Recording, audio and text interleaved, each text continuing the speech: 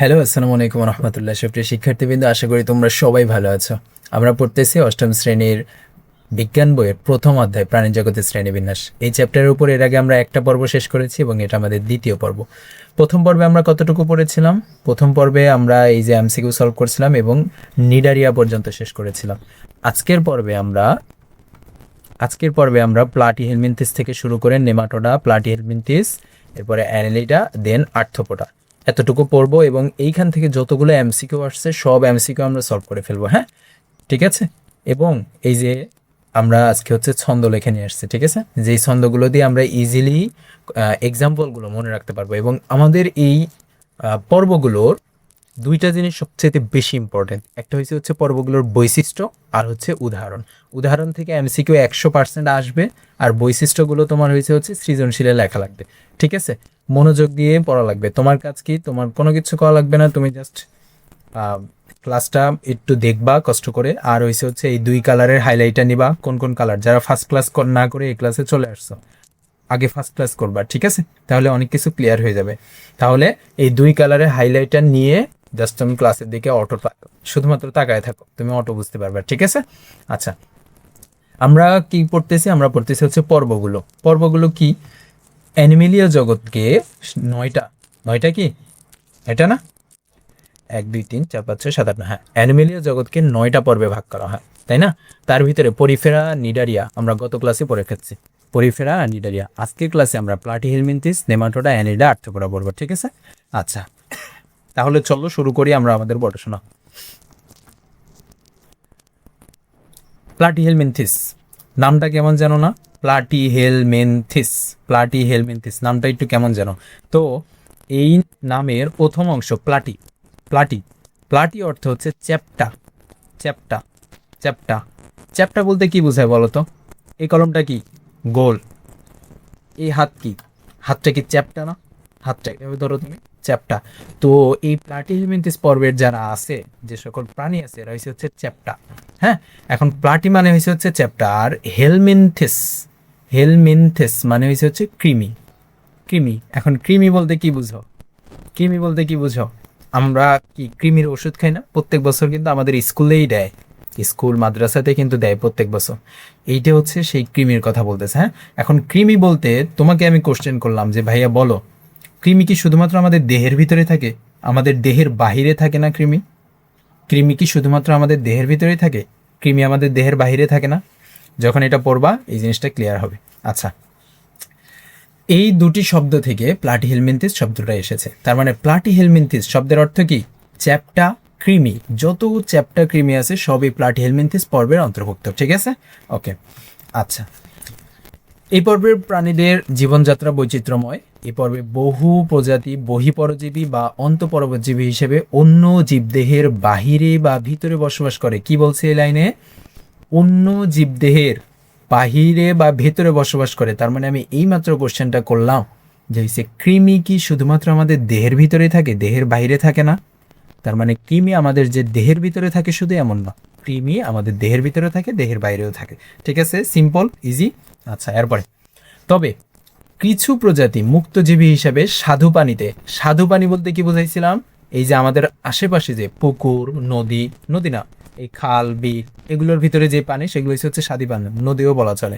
কিন্তু তোমার এই যে সাগরের পানি, হ্যাঁ, এরপরে আর কি আছে? আচ্ছা, সাগরই ধরলাম, এই সাগরের পানি কিন্তু স্বাদু পানি হবে না, এগুলো হচ্ছে লবণাক্ত পানি, ঠিক আছে। যারা কক্সেস বাজার গেছো, তো ওইখানে পানিগুলো কি কখনো মুখে দিয়ে দেখছো? লবণাক্ত কিন্তু। তো কিছু প্রজাতির লবণাক্ত পানিতেও বসবাস করে। তার মানে প্লাটিহেলমিনথিসের যেই প্রাণীগুলো আছে, প্রাণীগুলো আছে সেগুলো স্বাদু পানিতেও বসবাস করে, লবণাক্ত পানিতেও বসবাস করে, জীবদেহের ভেতরেও বসবাস করে, জীবদেহের বাহিরেও বসবাস করে, ঠিক আছে। আচ্ছা, আরও একটা দেওয়া আছে, এই পর্বের কোনো কোনো প্রাণী ভেজা ও স্যাঁতস্যাঁতে মাটিতে বসবাস করে। ভেজা ও স্যাঁতস্যাঁতে মাটি বলতে কি বুঝাইতেছে? কাদা মাটির কথা বলতেছে, ঠিক আছে। আচ্ছা, এরপরে এই প্লাটিহেলমিনথিসের উদাহরণ দেওয়া আছে, যকৃৎ কৃমি, ফিতা কৃমি, এগুলো আমরা পড়বো নিচে। এখন আসো কৃমি, কৃমি সম্পর্কে একটা নর্মাল উদাহরণ দেই। আমাদের কি হচ্ছে, যারা একটু বেশি লড়াচড়া করে ক্লাসের ভিতরে, দেখো না ক্লাসের ভিতরে টিচাররা বলে, এই তুমি এত বেশি লড়াচড়া করতেছো কেন, তোমাকে কি কৃমি কামড়াইতেছে? গ্রামের ভাষায় কি বলে? আমি নর্মালি এখন তো পড়াচ্ছি এই জন্য কৃমি বলতেছি, নর্মালি আমি বলি কৃমি, ঠিক আছে। আচ্ছা, তখন কি এই গ্রামের তোমার হচ্ছে ক্লাসের ভিতরে টিচাররা বলে না, এই তোর কি কৃমি হয়েছে, তুই এমন নড়াচড়া করতেছিস কেন, এমন বলে না? আচ্ছা, এখন আসো, এই প্লাটিহেলমিনথিস পর্বের সাধারণ বৈশিষ্ট্যগুলো আমাদের মোস্ট ইম্পর্টেন্ট। এই সাধারণ বৈশিষ্ট্যগুলোই তোমার এখানে লাগবে। তোমাকে আমি এতক্ষণ বড় স্বভাব ও বাসস্থান পড়ালাম, এগুলো বিন্দু মাত্র কিচ্ছু আসবে না, তো তোমার কিচ্ছু লাগবে না, জাস্ট বইয়ে দেওয়া আছে, আমার বোঝানো লাগবে, আমি বুঝাই দিন, ঠিক আছে। তুমি এখান থেকে আর কিছু মনে রাখো আর না রাখো, দুইটা কথা জাস্ট মনে রাখবে। এক নাম্বার কথা হচ্ছে প্লাটি শব্দের অর্থ চ্যাপ্টা, আর হেলমিনথিস মানে কৃমি। আর দুই নাম্বার কথা হচ্ছে এই কৃমি আমাদের দেহের ভিতরেও থাকতে পারে, দেহের বাইরেও থাকতে পারে, লবণাক্ত পানিতেও থাকতে পারে, স্বাদু পানিতেও থাকতে পারে, স্যাঁতসেঁতে পানি মাটিতেও থাকতে পারে, ভেজা মাটিতেও থাকতে পারে, শেষ। আচ্ছা, এবার আসো প্লাটিহেলমিনথিস পর্বের সাধারণ বৈশিষ্ট্য। এদের দেহ কি? এদের দেহ হচ্ছে চ্যাপ্টা এবং এরা হচ্ছে উভলিঙ্গ। সবচাইতে ইম্পর্টেন্ট বিষয়, বলো তুমি কি উভলিঙ্গ? না, আমরা একলিঙ্গ মানুষ, একলিঙ্গ, হয় পুরুষ আর নইলে মহিলা, ঠিক আছে, হয় পুরুষ আর নইলে মহিলা। আমরা ছেলেরা শুক্রাণু তৈরি করি, মেয়েরা ডিম্বাণু তৈরি করে। তুমি কি কখনো ডিম্বাণু তৈরি করতে পারবা যদি তুমি পুরুষ হয়ে থাকো? আর যদি তুমি মহিলা হয়ে থাকো, তুমি কি কখনো শুক্রাণু তৈরি করতে পারবা না। কিন্তু এই প্লাটিহেলমিনথিস পর্বের যে সকল প্রাণীরা আছে, তাদের দেহে, জাস্ট একটা কৃমির দেহে, এর দেহে শুক্রাণুও তৈরি হয়, ডিম্বাণুও তৈরি হয়। বুঝতেছো তুমি? এই কারণে বলা হইতেছে উভলিঙ্গ। তার মানে কি, প্লাটিহেলমিনথিস পর্বের প্রাণীরা চ্যাপ্টা, তুমি নাম থেকে পেয়ে যাবো। যখনই তোমাকে জিজ্ঞাসা করবে প্লাটিহেলমিনথিস সম্পর্কে দুইটা কথা বলো, প্লাটিহেলমিনথিসের দুইটা বৈশিষ্ট্য বলো, তুমি সর্বপ্রথম বলবা প্লাটিহেলমিনথিস মানে চ্যাপ্টা। তার মানে প্লাটিহেলমিনথিস বলতে চ্যাপ্টা কৃমিকে বোঝানো হচ্ছে। এবং এরা কি? উভলিঙ্গ। এরা কি?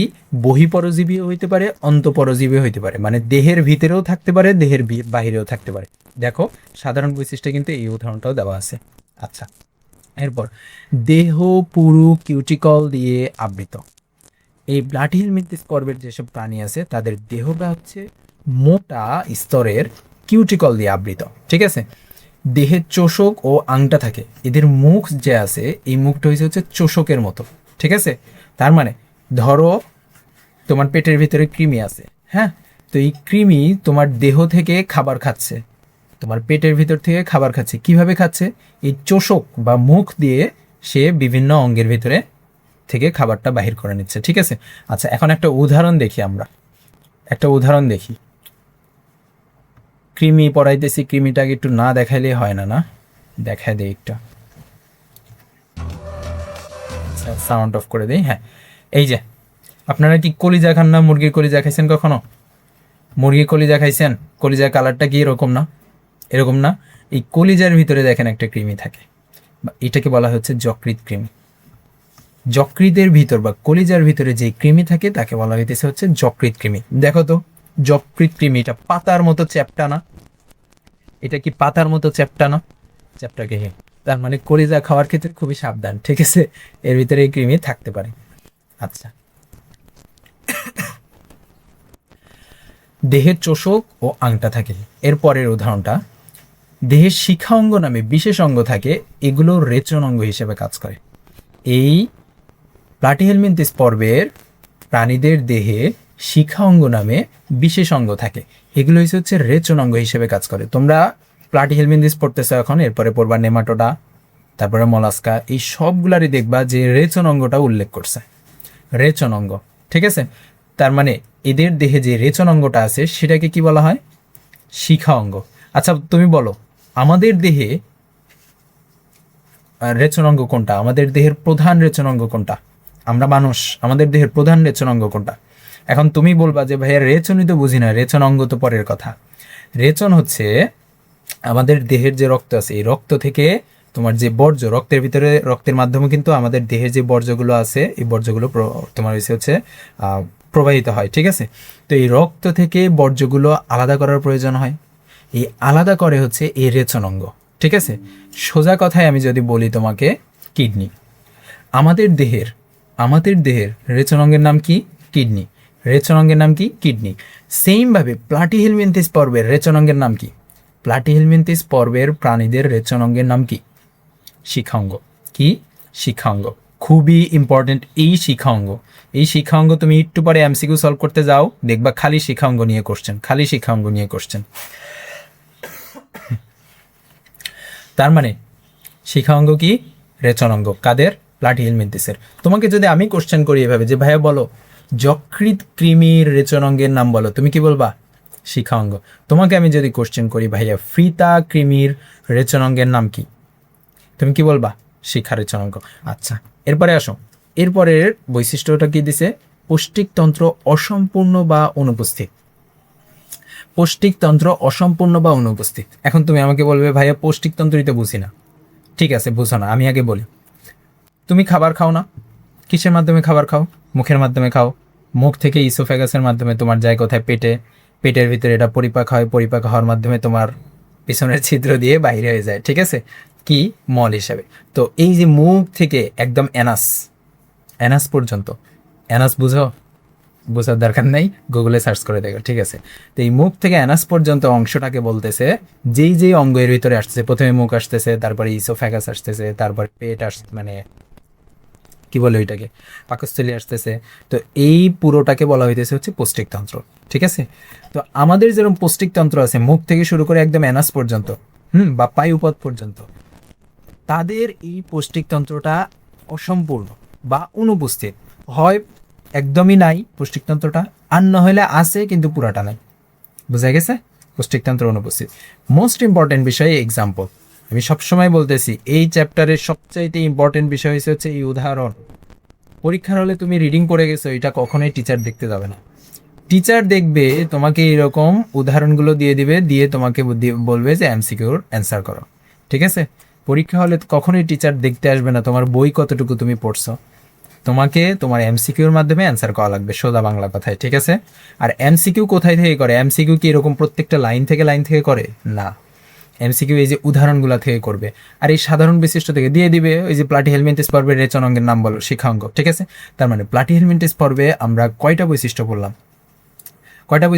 সর্বপ্রথম চ্যাপ্টা উভলিঙ্গ, তারপরে বললাম বহিঃপরজীবী বা অন্তঃপরজীবী, শরীরের ভিতরেও থাকতে পারে, শরীরের বাইরেও থাকতে পারে। এরপরে কি? দেহটা হচ্ছে কিউটিকল দিয়ে আবৃত। এরপরে কি? দেহের চোষক,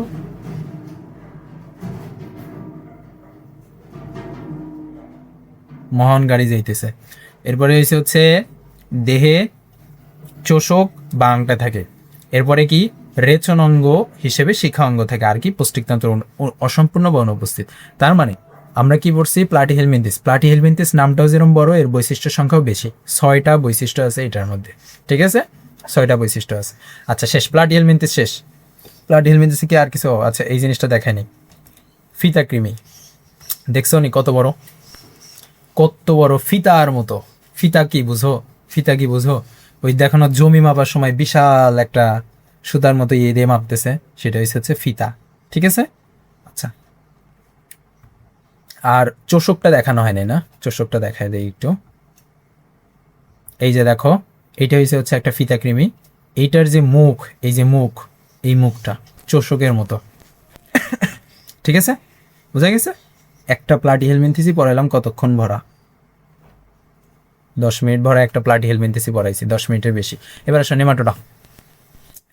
নেমাটোডা, একে অনেকে নেমাথেলমিনথেস বলে, তোমার এটা জানার দরকার নেই।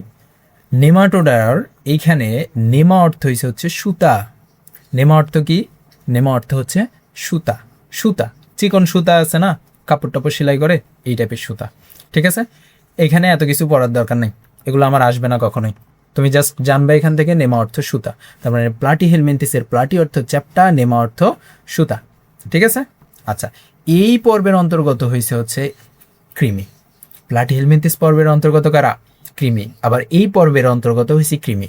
কিন্তু প্লাটিহেলমিনথেস পর্বের ভিতর যারা ছিল তারা ছিল হচ্ছে চ্যাপ্টা কৃমি, আর নেমাটোডার মধ্যে যারা, তারা হচ্ছে সুতা কৃমি, ঠিক আছে, ঠিক আছে, ওকে।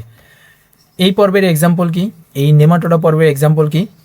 চোখ কৃমি, অ্যাসকারিস, আর লোয়া লোয়া চোখ কৃমি, আর গোল কৃমি, অ্যাসকারিস। হ্যাঁ, আরেকটা এখানে দেওয়া হচ্ছে ফাইলেরিয়া কৃমি। তার মানে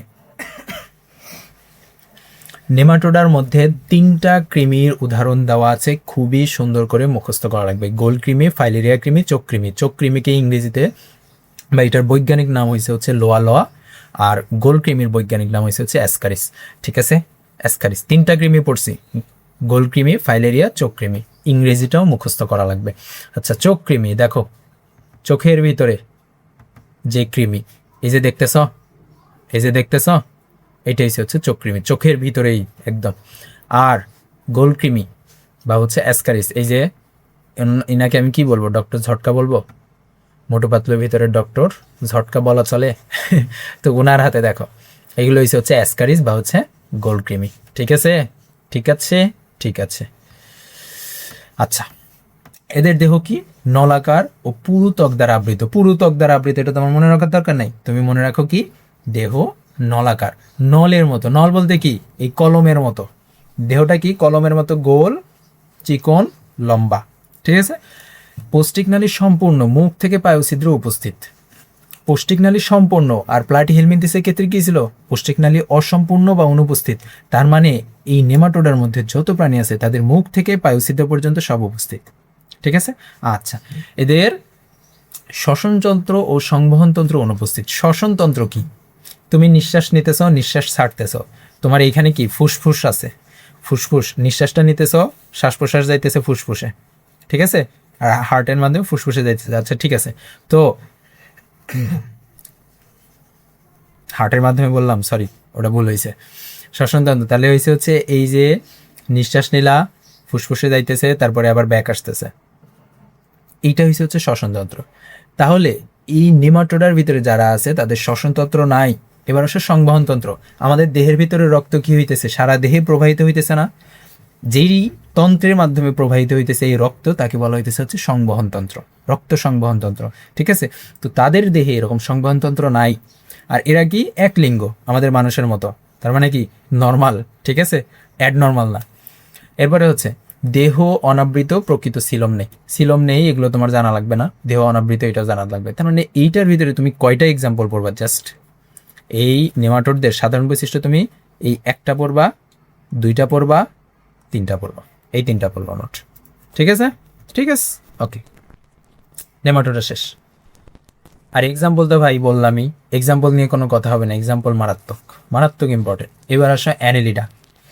অ্যানেলিডা, এই যে অ্যান্নাস, অ্যানেলিডার প্রথম অংশটুকু অ্যানুলাস, অ্যানুলাস, অ্যানুলাস, অ্যান্নাস বলছি, অ্যানুলাস শব্দের অর্থ হচ্ছে হাতের যে আংটি আছে না, এই আংটির মতো। আংটিটা কি গোল না, গোল না, গোল। তো অনেকগুলো আংটি তুমি একসাথে রাখো, অনেকগুলো আংটি তুমি একসাথে যদি রাখো, তখন এটা দেখা যাবে খণ্ডকায়িত, খণ্ডকায়িত। ঠিক আছে, তখন এটা দেখা যাবে খণ্ডকায়িত, খণ্ডকায়িত। এই অ্যানুলাস শব্দটা থেকে কি এই অ্যানেলিডা নামকরণ করা হয়েছে। পৃথিবীর প্রায় সকল নাতিশীতোষ্ণ ও উষ্ণমণ্ডলীয় অঞ্চলে এই পর্বের প্রাণীদেরকে দেখা যায়। এদের বহু প্রজাতি স্বাদু পানিতে, কিছু প্রজাতি অগভীর সমুদ্রে বাস করে।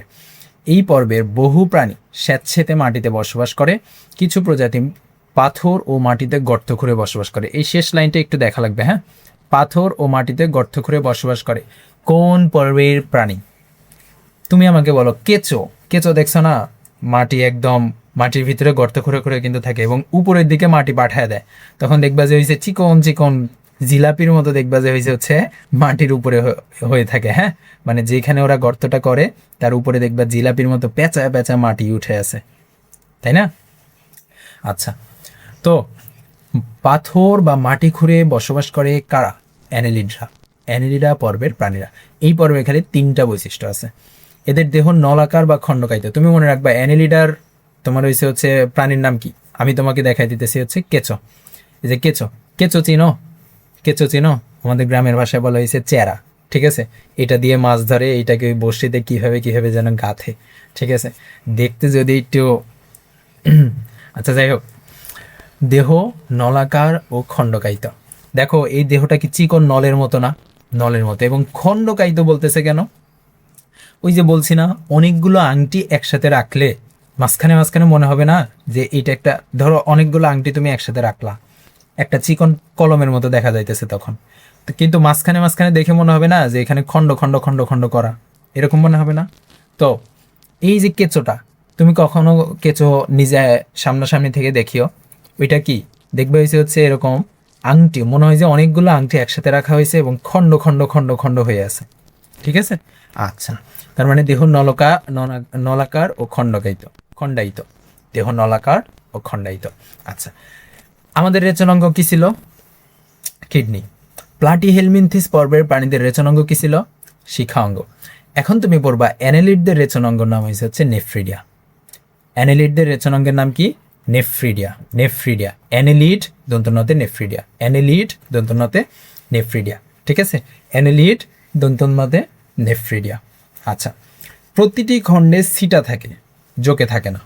সিটা চলাচলে সহায়তা করে। প্রতিটি খণ্ডে কি সিটা থাকে? সিটা মানে কি? আমাদের যেরকম চলাচলের জন্য পা আছে, তাই না? তো এই অ্যানেলিডা পর্বের প্রাণীদের চলাচলের জন্য সিটা থাকে, পায়ের মতোই একটা অঙ্গ। ঠিক আছে, কিন্তু এক্সেপশন হচ্ছে অ্যানেলিডা পর্বেরই প্রাণী জোক, সেই জোকে সিটা থাকে না। আচ্ছা, তোমাকে এখন যদি আমি কোশ্চেন করি, ভাইয়া বলো অ্যানেলিডা পর্বের প্রাণীরা, অ্যানেলিডা পর্বের দুইটা প্রাণীর নাম বলো, তখন তুমি কি বলবা?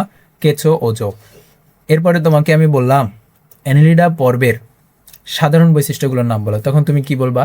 তোমার মাথায় তখন আসবে অ্যানেলিডা পর্বের প্রাণী, তার মানে কেঁচো ও জোক হয়েছে এর এক্সাম্পল। তার মানে কেঁচো দেখতে আমি কি বুঝতেছি? কেঁচো হচ্ছে লম্বাকার এবং মাঝখানে খণ্ডকায়িত, মানে অনেকগুলো আংটি যখন যদি আমি একসাথে করি ওইটা কি খণ্ডকায়িত দেখে মনে হবে, তার মানে খণ্ডকায়িত। আচ্ছা, কেঁচোর রেচন অঙ্গের নাম কি? কেঁচোর রেচন অঙ্গের নাম হচ্ছে নেফ্রিডিয়া। এরপরে কেঁচো কিসের মাধ্যমে চলাচল করে? সিটার মাধ্যমে চলাচল করে। কেঁচো কিসের মাধ্যমে চলাচল করে? সিটার মাধ্যমে চলাচল করে। এক্সেপশন কি? এক্সেপশন হচ্ছে জোকে কোনো সিটা থাকে না। ঠিক আছে, আচ্ছা, তাহলে আমাদের অ্যানেলিডার মেইন এক্সাম্পল দুইটা, কেঁচো, জোক। ঠিক আছে, এখানে এই যে আমি এই এক্সাম্পলটা মনে রাখার জন্য তোমাকে আমি এই ছন্দটা দিয়ে দিলাম। হ্যাঁ, কেঁচো যোগ আনলি কেন? কেঁচো যোগ আনলি কেন মানে তুমি কাউকে কোনো জিনিস আনতে বলছো, সে যে কেঁচো আর যোগ নিয়ে আসছে। ঠিক আছে, জাস্ট মনে রাখার জন্য, এটা মুখস্থ করার কোনো কোশ্চেনই আসে না, দ্বিতীয়বার পড়ার কোনো কোশ্চেন আসে না। তোমাকে আমি জাস্ট বললাম কেঁচো যোগ আনলি কেন, তোমার এমনি মনে থাকবে এটা। ঠিক আছে, তোমার পড়ার দরকার নেই এই কেঁচো যোগ আনলি কেন এই ছন্দ আবার তুমি মুখস্থ করতে যাও না। ঠিক আছে, আচ্ছা, এবার আসো আজকের ক্লাসের আমাদের লাস্ট পর্ব, আর্থ্রোপোডা। তার মানে অ্যানেলিডার ক্ষেত্রে জাস্ট তিনটা এক্সাম্পল মনে রাখলেই, তিনটা বৈশিষ্ট্য মনে রাখলেই এনাফ। ঠিক আছে, এবার আসো আর্থ্রোপোডা। তোমাকে আমি যখনই তোমাকে আমি অ্যানেলিডার কথা বলবো তখনই তুমি কি করবা? তখনই তুমি এই কেঁচোর কথা মাথায় নিয়ে চলে আসবে, অ্যানেলিডা, কেঁচো। আচ্ছা, এবার আসো আর্থ্রোপোডা। আর্থ্রোপোডার যে প্রথম অংশটুকু আর্থ্র অর্থ হচ্ছে সন্ধি, আর পোডাস অর্থ হচ্ছে পা। ঠিক আছে, পোডাস অর্থ হচ্ছে পা, মানে সন্ধিযুক্ত পা। আর্থ্রোপোডা পর্বের যারা প্রাণী আছে তাদের যে পা আছে, চলাচলের পা আছে, সেই পায়ে অনেকগুলো সন্ধি আছে, মানে জয়েন্ট আছে। এখন তুমি বলতে পারো যে ভাইয়া আমরা তো মানুষ, আমাদের পায়েও তো জয়েন্ট আছে। কিন্তু এখানে হচ্ছে সন্ধিযুক্ত, তোমার মানে সন্ধিযুক্ত যে পায়ের কথা বলতেছে, এখানে হচ্ছে অনেকগুলো সন্ধির কথা বলতেছে। হ্যাঁ, যেমন তুমি দেখো এখানে এই দুটি শব্দে এই পর্বের নামকরণ করা হয়েছে। এই পর্বটি প্রাণী জগতের বৃহত্তম বা হচ্ছে সবচাইতে বড় পর্ব। মানে কি? মানে হচ্ছে আর্থ্রোপোডা পর্বের সবচাইতে বেশি প্রাণী আছে, আর্থ্রোপোডা পর্বের অন্তর্ভুক্ত সবচাইতে বেশি প্রাণী। এই কারণে এই পর্বটাকে বলা হচ্ছে সবচাইতে কি বড় পর্ব। এই কারণে এটাকে বলা হইতেছে কি সবচাইতে বড় পর্ব। আচ্ছা, এটা কিন্তু মাথায় রাখা লাগবে, তোমার এমসিকিউতে ডিরেক্ট দিয়ে রাখবে যে হচ্ছে সবচাইতে বড় পর্বের নাম কি? আর্থ্রোপোডা, বৃহত্তম পর্ব আর্থ্রোপোডা। ঠিক আছে, আচ্ছা, এখানে বাকিটুকু আর কিছু পড়ার নাই। এখন আসো এক্সাম্পলগুলো আগে দেখি। দেখো এক্সাম্পল কি? তেলাপোকা, আমাদের এলাকায় বলা হচ্ছে তেল চাটা বলে। হ্যাঁ, মানে যেই কড়াইগুলো রান্না টান্না করে তারপরে জাস্ট অধ অবস্থায় ফেলে রাখছে, ওইসব জায়গায় এই তেল চাটাগুলো যে তেল খায়, এই কারণে বলে তেল চাটা। ঠিক আছে, এরপরে কি? প্রজাপতি। এরপরে এটা কি? চিংড়ি মাছ। এটা কি? কাঁকড়া। আচ্ছা, কাঁকড়ার এই উপরের পাটটা অনেক শক্ত না? অনেক শক্ত, কিন্তু কাঁকড়ার এই উপরের পাটটা কিন্তু অনেক শক্ত। আচ্ছা, এরপরে এই যে তেল চাটা দেখছো না তুমি, বা তেলাপোকা দেখছো, এই তেলাপোকা দেহকে তুমি তিনটা ভাগে ভাগ করতে পারবা। সর্বপ্রথম হচ্ছে মাথা, তারপরে হচ্ছে বুক, তারপরে হচ্ছে উদর, বা হচ্ছে সোজা বাংলা ভাষায় আমি যদি বলি পাছা। ঠিক আছে, মস্তক, বক্ষ, উদর, মস্তক, বক্ষ, উদর, বক্ষ বুকের কথা বলতেছে। তার মানে এই তেলচাটার বা হচ্ছে তেলাপোকার এতটুকু অংশ হচ্ছে মস্তক, এতটুকু অংশ হচ্ছে বক্ষ, এতটুকু অংশ হচ্ছে উদর। ঠিক আছে, এইখানে দেখো মস্তক, বক্ষ, উদর এই তিনটি অংশে শরীর বিভক্ত ও সন্ধিযুক্ত উপাঙ্গ বিদ্যমান, মানে সন্ধিযুক্ত পা, হাত এগুলো বিদ্যমান।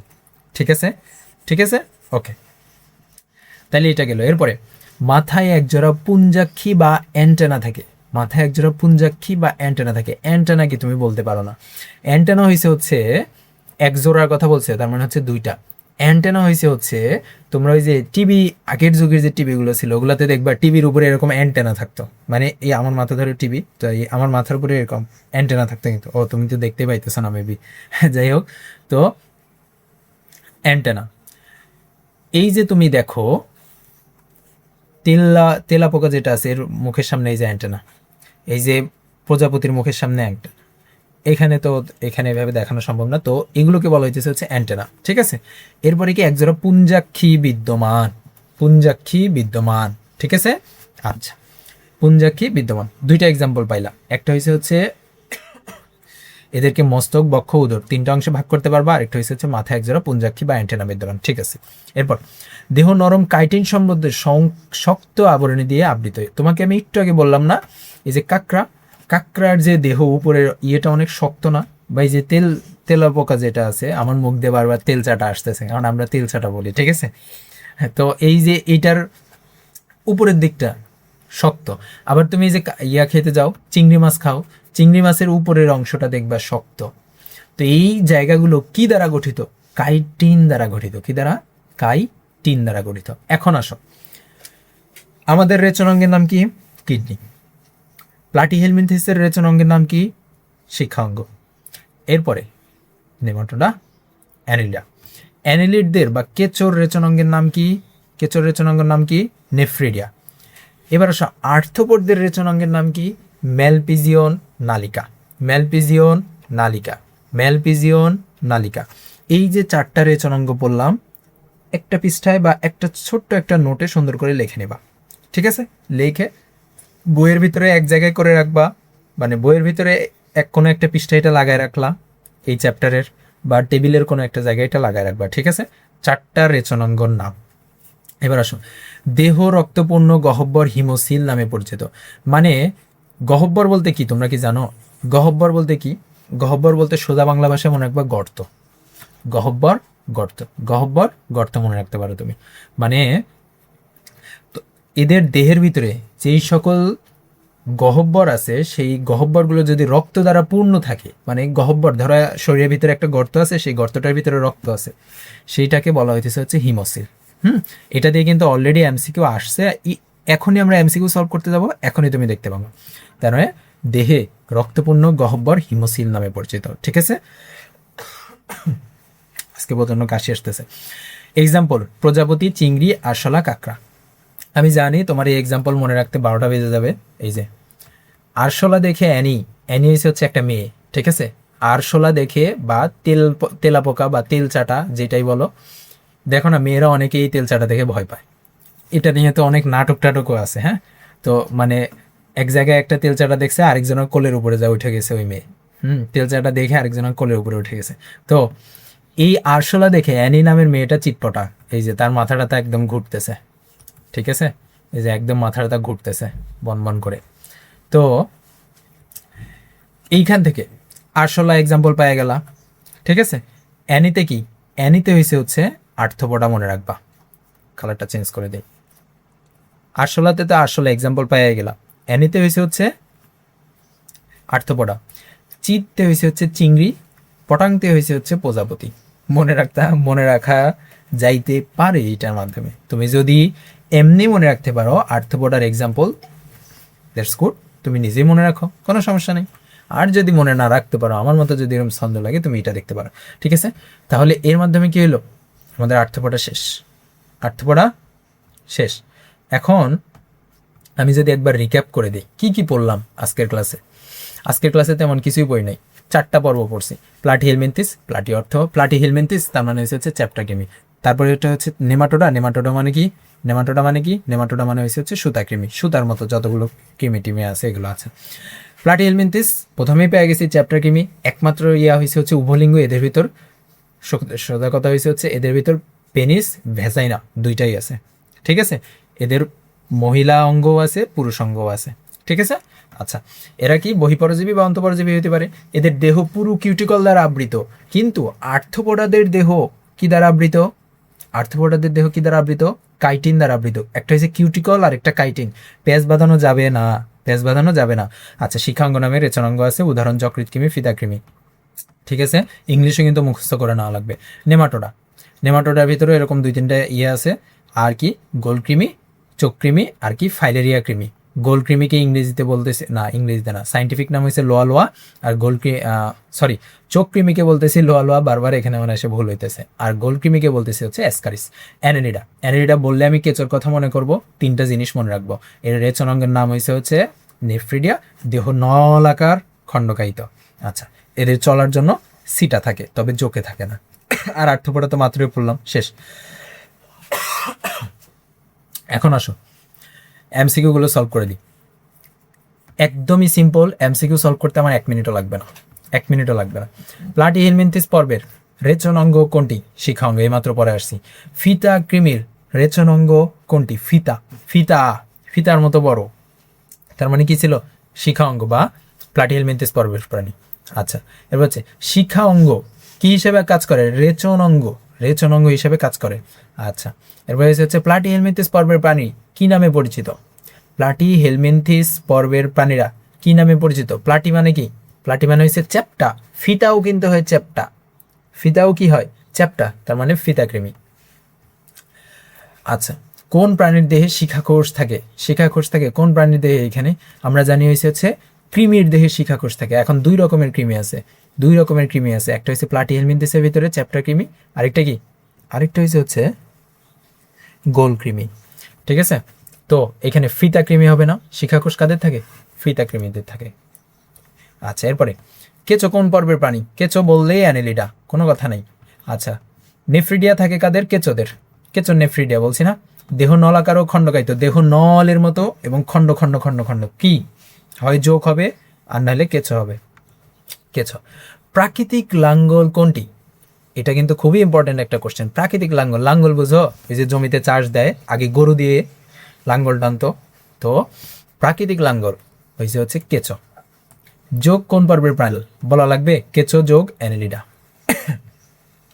কোনটি অ্যানেলিডা পর্বের প্রাণী, আবারও দেখছো কত এমসিকিউ আসছে। ময়মনসিংহ বোর্ডে আসছে এটা, বরিশাল বোর্ডে আসছে 2019 সালে, ঢাকা বোর্ডে আসছে 2014 সালে, এটা যে নেফ্রিডিয়া নামক রেচনাঙ্গ কাদের থাকে, আবারও সে একই কথা, যোগ কেঁচো। কোন পর্বের প্রাণীদের হিমোসিল থাকে, কাদের থাকে হিমোসিল, হিমোসিল কাদের থাকে, আর্থ্রোপোডদের থাকে। দেখছো সিলেট বোর্ডে 2019 সালে আসছে, এই সেম কোশ্চেনটাই 2017 সালেও আসছিল, তার মানে কি খুবই গুরুত্বপূর্ণ। কোন প্রাণীর হিমোসিল থাকে, আর্থ্রোপোডা পর্বের প্রাণীদের হিমোসিল থাকে। আর্থ্রোপোডা পর্বে আমরা 4টা এক্সাম্পল পড়ছি, কি কি কি কি, আরশোলা, দেখে, অ্যানি, চিট, পটাং, চিংড়ি, এখানে চিট দেওয়া আছে, চিংড়ি। আচ্ছা, এরপরে হচ্ছে কোন প্রাণীদের হিমোসিল থাকে, আবারও প্রজাপতি। এরপরে হচ্ছে আরশোলা কোন পর্বের প্রাণী, আর্থ্রোপোডা। এরপরে কাকড়া কোন পর্বের প্রাণী, কাকড়া কোন পর্বের প্রাণী, আর্থ্রোপোডা। কোনটি আর্থ্রোপোডা প্রাণী, ওই দেখো আবারও দিয়ে রাখছে কাকড়া। শেষ, শেষ। এর মাধ্যমে আমাদের আজকের ক্লাস শেষ। তোমরা যারা এইভাবে পুরো বইটা, পুরো বিজ্ঞান বই, পুরো বিশ্ব পরিচয় বই এবং পুরো আইসিটি বই মাত্র 699 টাকায় যারা শেষ করতে চাও, যারা মাত্র 699 টাকায় এই পুরো বইটা শেষ করতে চাও, তারা চাইলে এই কোর্সটাতে জয়েন হতে পারো। তোমরা যে ক্লাসটা এখন করতেছো, এটা হচ্ছে আমার কোর্সের ক্লাস, আমার এই কোর্সটার ক্লাস। এটা প্রথম চ্যাপ্টারটা ফ্রিতে দেওয়া হবে, ঠিক আছে। যারা 2026 সালে বৃত্তি পরীক্ষার্থী আছে, এইভাবে আমি যেভাবে পড়াইতেছি, তোমার এইভাবে প্রত্যেকটা লাইন থেকে এমসিকিউগুলো বাহির করে নেওয়া লাগবে। এটা তুমি যদি নিজে নিজে যদি করতে পারো এবং নিজে নিজে যদি দাগায় দাগায় যদি পড়তে পারো, অনেক পোলাপান আছে সব বইয়ের পৃষ্ঠা সব লাইন দাগাবে, সব লাইন মুখস্থ করবে, এটা হচ্ছে সবচেয়ে বড় বোকামি। হ্যাঁ, তুমি নিজে নিজে যদি করতে পারো তাহলে অবশ্যই ফাইন, তুমি নিজে করো। আর যদি মনে হয় যে না ভাই আর কোর্সে জয়েন হওয়া যাইতে পারে, তাহলে এইভাবে প্রত্যেকটা চ্যাপ্টার শেষ করতে পারবো, তাহলে এই কোর্সে জয়েন হতে পারো, ঠিক আছে? মাত্র একবার 699 টাকা তুমি আমাকে যদি দাও, তাহলে এই বিজ্ঞান বিশ্ব পরিচয় আইসিটি পুরো বই তুমি পাবা, পুরো বই মাত্র একবার 699 টাকা। তোমরা প্রাইভেট পড়ো, কত টাকা কস্ট করো এই বিজ্ঞান পড়তে যে, তাই না? তোমরা এইখানে বৃত্তি পরীক্ষার আগে যে আমি সাজেশন ভিডিও দিয়ে দিব, ঠিক আছে? আর সৃজনশীল এই পুরো চ্যাপ্টার যখন শেষ হবে, আর একটা কি 2টা ক্লাস লাগবে, মেবি 2টা ক্লাস লাগবে। তো এই 2 ক্লাস পরে লাস্ট ক্লাস 5 নম্বর ক্লাসটা হবে হচ্ছে সৃজনশীলের ক্লাস। যত সৃজনশীল এই চ্যাপ্টার থেকে আসতে পারে সব আমি সলভ করে দেবো, ঠিক আছে? এর মাধ্যমে আমরা আমাদের আজকের ক্লাস শেষ করতেছি। তোমাদের ভর্তি হওয়ার জন্য তোমরা এই যে এই নাম্বারে কন্ট্যাক্ট করতে পারো, এই নাম্বারে হয় হোয়াটসঅ্যাপে মেসেজ দেবা, নাহলে সরাসরি কল দিবা, তাহলে হয়ে যাবে, ঠিক আছে? আচ্ছা, তো আমরা আমাদের আজকের ক্লাসের মাধ্যমে শেষ করতেছি। আসসালামু আলাইকুম ওয়া রাহমাতুল্লাহ।